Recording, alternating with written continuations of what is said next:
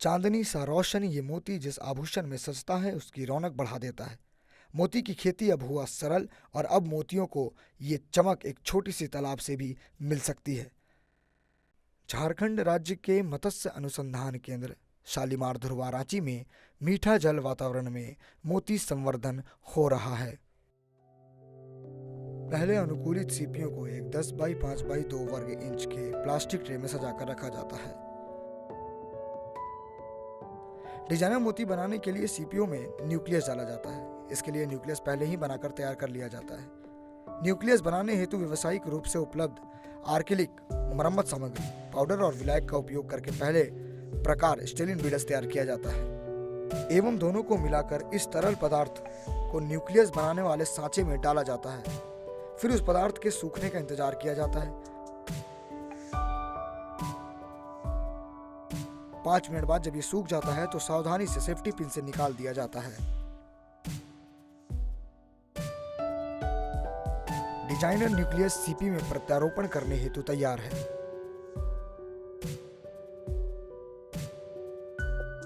सबसे पहले ट्रे में सजाए गए सीपियों को उचित विश्राम के बाद लैब में लाया जाता है। उसके बाद मेंटल गुहा में आरोपण विधि को प्रारंभ किया जाता है और न्यूक्लियस आसानी से बाहर न निकले इसके लिए उसे नाभिक के अंदर स्टेपुलर से ढकेला जाता है। अब सीपी को पलटकर इसी विधि से न्यूक्लियस का प्रत्यारोपण किया जाता है।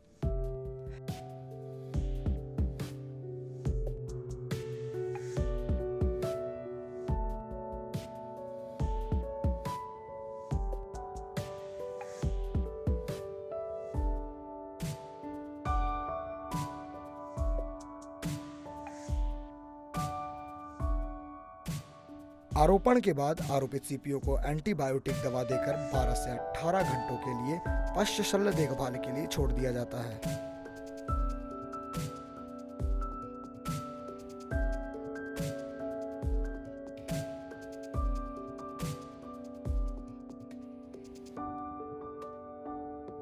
प्रत्यारोपित सीपियों को तालाबों में डालने के लिए नायलॉन नेट का बैग बनाया जाता है।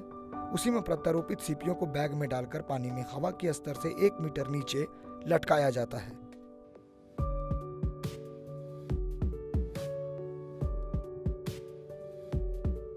प्रत्यारोपित सीपियों को 30 बाई 12 सेंटीमीटर के नायलॉन बैग में प्रति बैग 2 सीपियों की दर से संवर्धन तालाबों में लटकाया जाता है।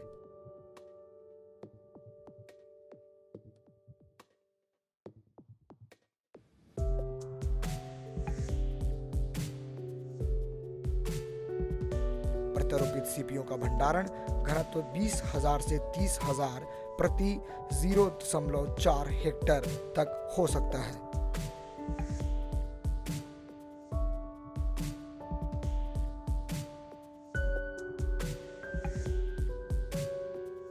इकाइयों को प्रतिदिन जांचा जाता है। गर्मियों के महीनों में सीपियों को गर्म सतह से बचाने के लिए पानी की गहराइयों को 2 मीटर तक रखा जाता है। डिजाइनर मोती तैयार होने में 1 साल का समय लगता है। गोल एवं अर्धगोलाकार मोती को तैयार होने में 2 से 2.5 साल का समय लगता है।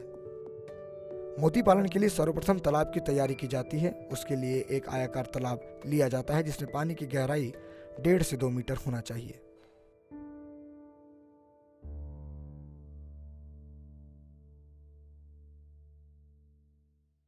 कल्चर्ड मोती और जो नेचुरली मोती मिलता है उन दोनों में क्या अंतर है?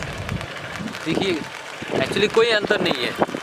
नेचुरली ये जो सीप समुंदर में पाए जाते हैं उसमें मोती निकलते हैं, उसमें समुंदर में वेव होता है। तो बहुत बार ऐसे होता है कि वेव के साथ कोई बाली कंकर कि उसके अंदर घुस गया, तो घुसने के बाद क्या होता है कि उसमें एक परेशानी होती है। उसके बाद वो क्या करता है कि उसके ऊपर एक लेयर मतलब लैकर छोड़ते हैं। तो वो लेयर बढ़ते बढ़ते बड़ा हो गया वही मोती बन जाते हैं। तो ऐसे समुंदर में जो नेचुरली होता है तो हज़ारों में से 1-2 सीप में मोती मिलते हैं। वो हम लोग क्या करते हैं कि सर्जरी करके उसमें वो जो बाली कंकर है उसको हम सर्जरी करके घुसा देते हैं। तो हर एक सीप से मोती निकलते हैं। क्या है कि पूरा वर्ल्ड में कम से कम 30,000 करोड़ का ये मोती का बिजनेस होता है। इतना मोती आता कहाँ से? ये ऐसे ही कल्चर्ड मोती पैदा होता है और लोग खेती करते हैं। इसके ऊपर से ही ये मोती इतना रुपया का बिजनेस होता है। तो इसमें कोई अंतर नहीं है।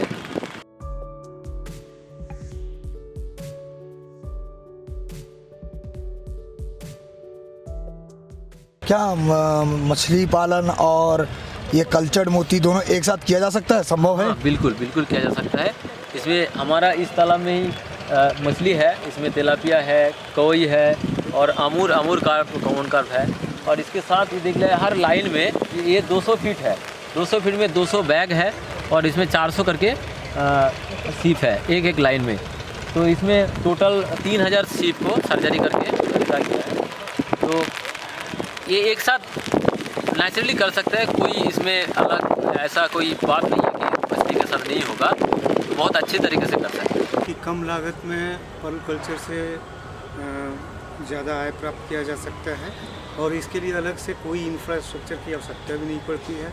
पुराने जो भी तालाब में मछली पालन कर रहे हैं या सीमेंटेड टैंक है उसमें भी पर्ल कल्चर कर सकते हैं। इसलिए बिल्कुल प्रॉफिटेबल और सस्टेनेबल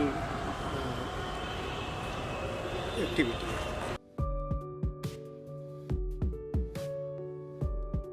बिल्कुल मछली पालन की तरह ही है, क्योंकि दोनों में पानी की आवश्यकता पड़ती है और दोनों को साथ साथ भी किया जा सकता है। इसीलिए इसको इंटीग्रेटेड फिश फार्मिंग भी कर सकते हैं।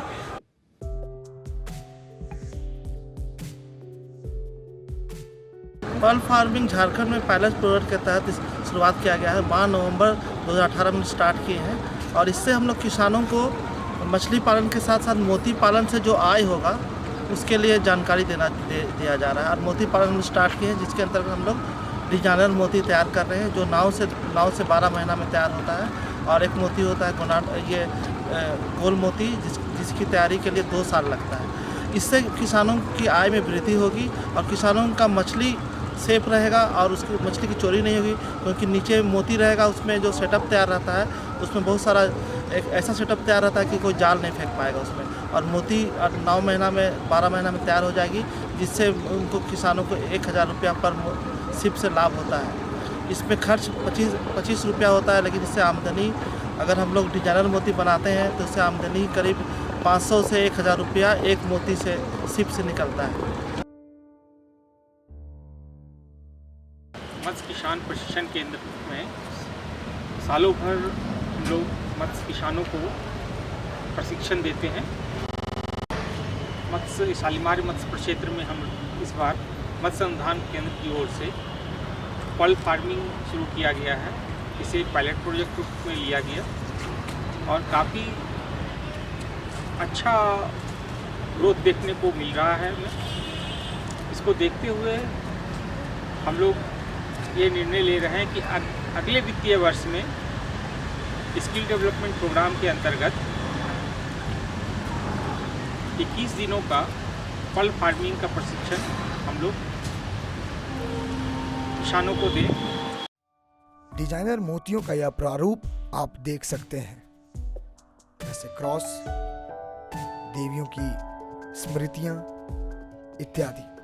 भारतीय प्रणाली के अनुसार 9 महान रत्नों में मोती का स्थान हीरा के बाद आता है। सर, पर्ल कल्चर को लेकर के आपकी क्या दृष्टिकोण है और इसको लेकर के भविष्य में आप क्या कदम उठाएंगे? पर्ल कल्चर तो बहुत अच्छा है, सब जगह लोग कर रहे हैं। लोग झारखंड में भी है, शुरुआत हुआ है और उसकी बहुत अच्छी संभावनाएं हैं। इसको तो कॉटेज इंडस्ट्री के रूप में आदमी तैयार कर सकता है। भविष्य में हम लोग भी योजना है कि इसको बहुत प्रोपोगेट करें और महिलाओं को भी विशेष तौर पर जोड़ें इसमें। और बहुत लोग आगे आए हैं इसमें करने के लिए। हम लोग आगे प्रशिक्षण देंगे और उनके लिए एक बहुत अच्छी महत्वाकांक्षी योजना लेकर आएंगे, ताकि मछली पालन के अलावे एक्वा कल्चर में, जल कृषि में ये एक बहुत अच्छी संभावना है और हम लोग बहुत आशान्वित हैं। और इसके लिए हर संभव उपाय विभाग के स्तर पर किया जाएगा, योजनाएं बनाई जाएंगी, ताकि पर्ल कल्चर को झारखंड में बढ़ावा दिया जा सके और एक उद्योग के रूप में इसे सफलीभूत किया जा सके।